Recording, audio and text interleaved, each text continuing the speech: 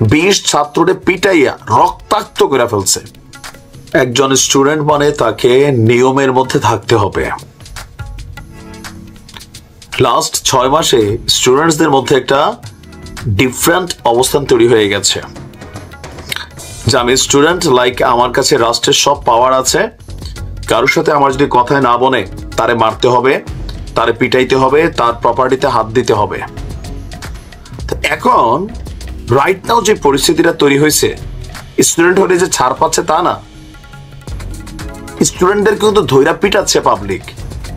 কারণ আপনি কারো ব্যক্তিগত সম্পত্তিতে হাত দিতে গেলে আপনার যার সম্পত্তি তার সারা জীবনের কামাই ভাই, এটা আপনি মঞ্চেরও ভাঙা ফেললেন 50 জন 100 জন মিলা, তো যার প্রপার্টি সে তো জীবন দিয়ে ফেলবে তার প্রপার্টিটা সেভের জন্য।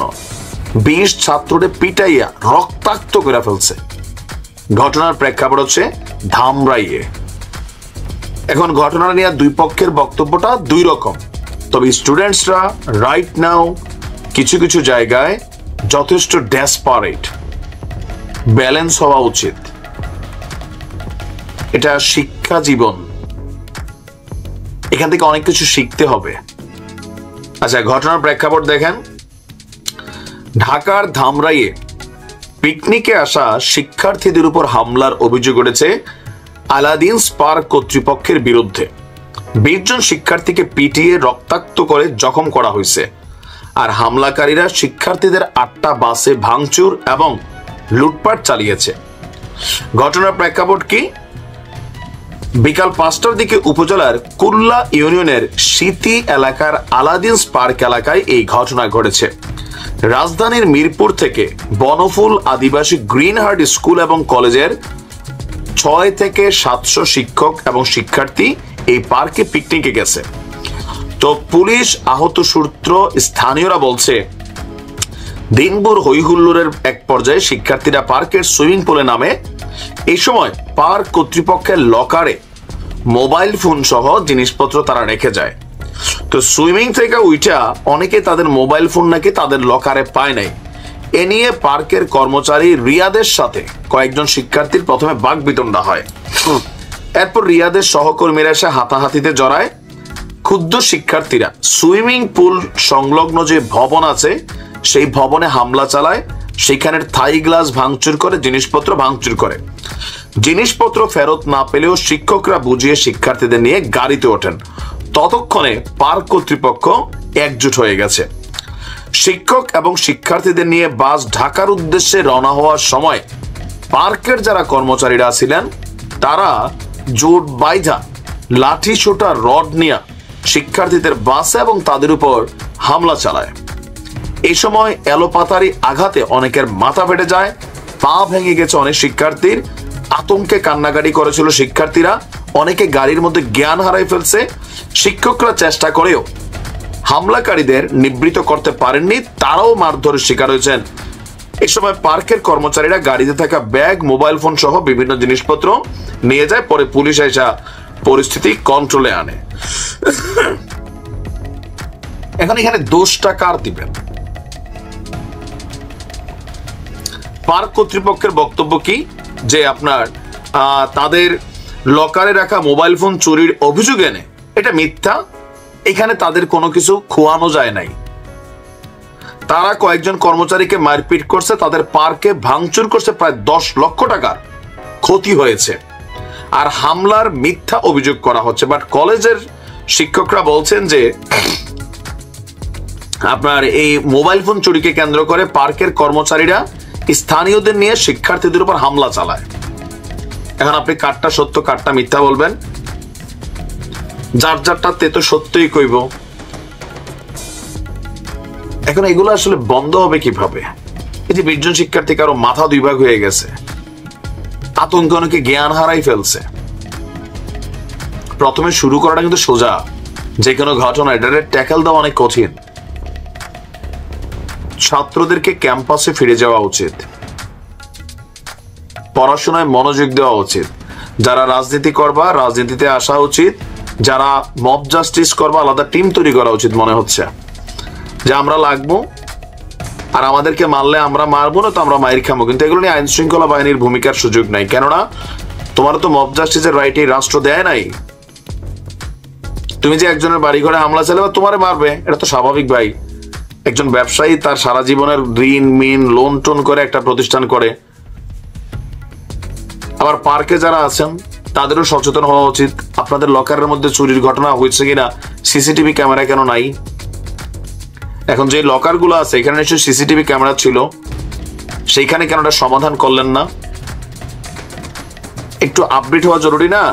যে একটা রুমে লকার আছে, তো এখানে একটা ক্যামেরা থাকলে আসলে এখানে কি ঘটছে না ঘটছে বিষয়টা ক্লিয়ার হওয়া যেত।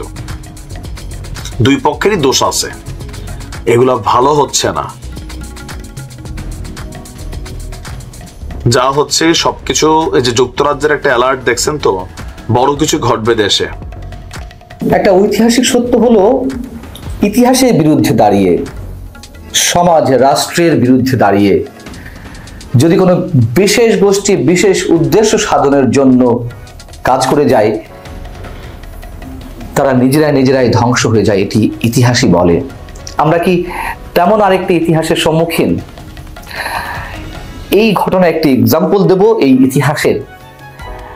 গত দুদিন আগে সোমবার 21 বইমেলাতে তসলিমা নাসরিনের বই রাখাকে কেন্দ্র করে এবং জয় বাংলা স্লোগানকে কেন্দ্র করে যা কিছু ঘটে গেল, যে মবের সৃষ্টি হলো, সেই ঘটনার পরিপ্রেক্ষিতে সারা দেশে তো প্রতিবাদের একটা ঝড় উঠেছে এবং দেশে বিদেশে নানান ধরনের প্রতিক্রিয়া হচ্ছে, যা সরকারের জন্য খুবই বিব্রতকর।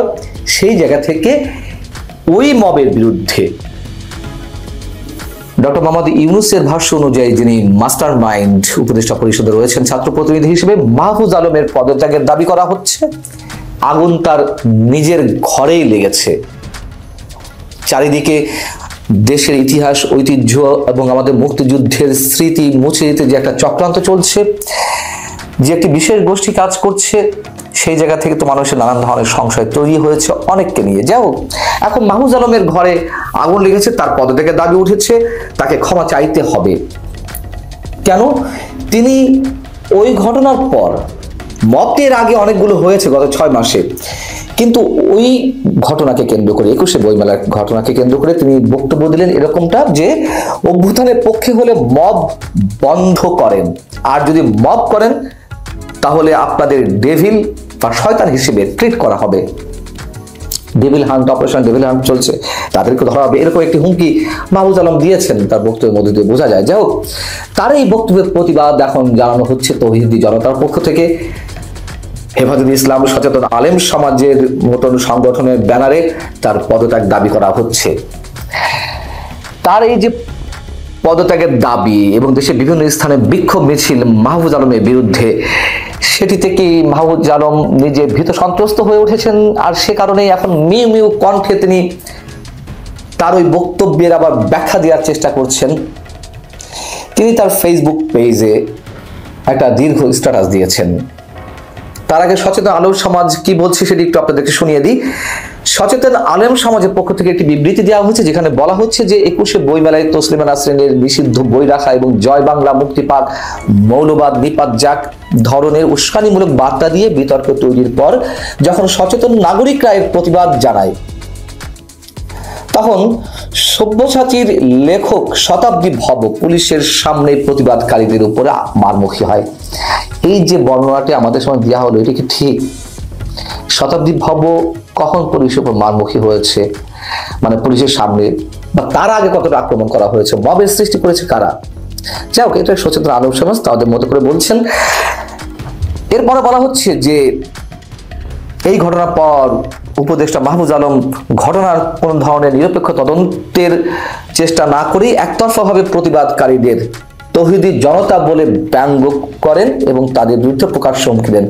আচ্ছা, তৌহিদি জনতা বলেছে মাহফুজ আলম, তাহলে এটা ব্যঙ্গ করা কি আছে? তারা কি তৌহিদি জনতা নন যারা সেখানে আক্রমণ করছিলেন, বা তাদের বক্তব্য যদি হয় যে তারা আক্রমণের শিকার হয়েছিলেন? আচ্ছা, এবং তাদের বিরুদ্ধে নাকি মাহফুজ আলম প্রকাশ্যে হুমকি দিচ্ছেন। হেফাজত ইসলামও মাহফুজ আলমের বক্তব্যের বিরোধিতা করে বক্তব্য দিয়েছে। যাই হোক, মাহফুজ আলম তার ফেসবুকে যে স্ট্যাটাসটি দিয়েছেন সেটি আপনাদেরকে একটু পড়ে শোনাই। দীর্ঘ স্ট্যাটাস, আমি 2-3টি প্যারা পড়ছি। তিনি বলছেন যে তৌহিদি জনতা নামে আপনারা যারা নিজেদের পরিচয় দেন তাদের আমি হুমকি দেইনি, সতর্ক করেছি। মানে কণ্ঠটা এখন মিউ মিউ হয়ে উঠেছে। ভয় পেয়ে গেছেন কিনা আমরা জানি না। এর আগে তার যেসব স্ট্যাটাস আমরা নিশ্চয়ই খেয়াল করেছি, কি ঔদ্ধত্যপূর্ণ স্ট্যাটাস, কি উস্কানিমূলক স্ট্যাটাস, এবং বুক টান টান করে শির দ্বারা সোজা করে তার যেসব বক্তব্য আমরা তো শুনেছি, তার স্ট্যাটাস গুলো দেখেছি, এবং কোনো কোনো উস্কানিমূলক স্ট্যাটাস আবার তুলেও নিয়েছেন। কিন্তু এই স্ট্যাটাসের ভাষাগুলো খেয়াল করুন। তিনি বলছেন যে আমি হুমকি দেইনি, সতর্ক করেছি। কেন করেছি? গত 15 বছর নিপীড়ন সহ্য করে এবং অভ্যুত্থানে ভূমিকা রেখে সকল নাগরিকদের মতো আপনারা একটি জাতীয় সম্ভাবনা হাজির করেছেন এবং মব সংস্কৃতির কারণে তা ভুলণ্ঠিত হচ্ছে। এক্ষেত্রে আপনাদেরকেই এই সম্ভাবনা রক্ষা করতে হবে। তিনি বলছেন যে আমি নিজে বিশ্বাসী মুসলিম হিসেবে তৌহিদবাদী, কিন্তু কেউ তৌহিদের নামে উগ্রতা দেখালে সেটা আসন্ন পরিণতি সম্পর্কে সাবধান করাও সহ নাগরিক এবং দায়িত্বশীল ব্যক্তি হিসেবে আমার কর্তব্য মনে করি। তিনি যে তৌহিদি জনতা হয়েই থাকেন, তৌহিদি জনতার উদ্দেশ্য কি এটি দেশের মধ্যে বিশৃঙ্খলা সৃষ্টি করে আক্রমণাত্মক ভঙ্গিতে ঝাঁপিয়ে পড়া, বিরোধী দলকে নিশ্চিহ্ন করা? সেই চেষ্টাগুলো তো হয়ে আসছে এই 6 মাস। তার আগে কি ঘটেছে সেই হিসাব তো অন্যরকম। কিন্তু গণঅভ্যুত্থানের স্পিড তো আর এটি ছিল না, এখন যা ঘটছে। তিনি বলছেন যে বাংলাদেশে এখন স্থিতিশীলতা দরকার। বিপ্লবী জনতা আর খণ্ড খণ্ড মব আলাদা জিনিস। লক্ষ্যহীন উদ্দেশ্যবিহীন এই মব সংস্কৃতির কারণে উপকৃত হচ্ছে আমাদের শত্রুরা। খুব স্বাভাবিক, উপকৃত হবেই। এটা তো আমি আরো 5-5.5 মাস আগে বলে দিয়েছি যে যা কিছু করছে ছাত্র সমন্বয়করা বা তাদের সঙ্গে যারা আছে, তা শেখ হাসিনাকে ভালো করে দেশে ওয়েলকাম জানানোর একটা প্রশস্ত পথ তৈরি করে দিচ্ছে। এখন বিষয় হচ্ছে যে মাহফুজ আলমের যে বক্তব্য, তার যে উপলব্ধি, এটি সত্যি সত্যি তার রিয়ালাইজেশন থেকে এই কথাগুলো বলছেন, নাকি এটিও এক ধরনের নাটক? তিনি যা বলেন আর যা শোনান তার মধ্যে তো অনেক ধরনের পার্থক্য থাকে, আমরা এর মধ্যে স্পষ্ট হয়েছি। নাকি তার পদ চলে যাওয়ার যে হুমকি দেওয়া হয়েছে, তাকে পদত্যাগ করার জন্য যেই বক্তব্যগুলো দেওয়া হচ্ছে বা ক্ষমা চাওয়ার জন্য দাবি জানানো হচ্ছে, দেশের বিভিন্ন স্থানে বিক্ষোভ মিছিল হয়েছে, সেই জায়গা থেকে পরিত্রাণ পেতে নিজের পদ পদবি ঠিক রাখতে এখন মিউ মিউ কণ্ঠে কথা বলছেন। এর আগে তো আমরা দেখিনি। এই যে মব সংস্কৃতি গত কয়েকদিনে যে অবস্থায় পৌঁছলো, যেখানে সেখানে মবের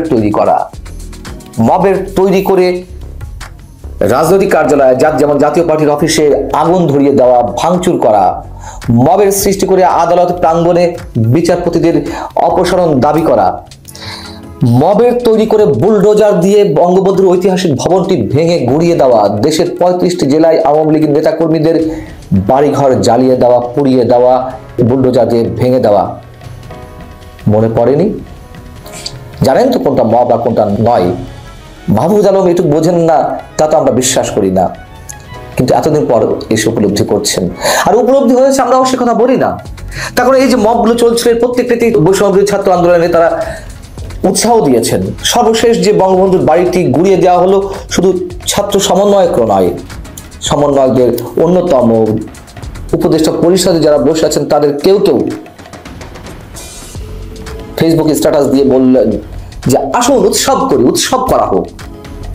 মবের সৃষ্টি করা হচ্ছে আর সেটির প্রতি সহমর্মিতা এবং সহমত পোষণ করে উৎসবের ডাক দেয়।